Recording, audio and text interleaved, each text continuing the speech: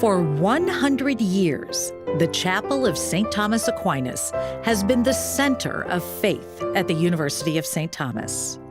The chapel very much is like it was when it was dedicated in May 1919. It has served us well for 100 years. We now need to make an investment for the next 100 years. The next chapter for the chapel? The Iversen Center for Faith. A 23,000 square foot addition to meet the demands of a growing spiritual community. This is only possible through the generosity of donors like Al and Brenda Iversen, who believe in President Julie Sullivan's vision. We need to pay attention to the chapel. We need to have it be a focal point of our campus again. To make this a reality, architects from Opus Design Build created plans for a space that enhances the historic chapel.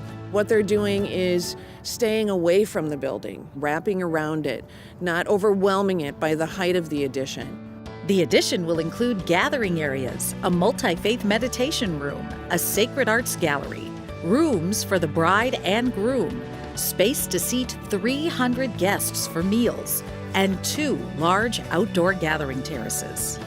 People will encounter different aspects of their faith journey and different aspects of their relationship with others.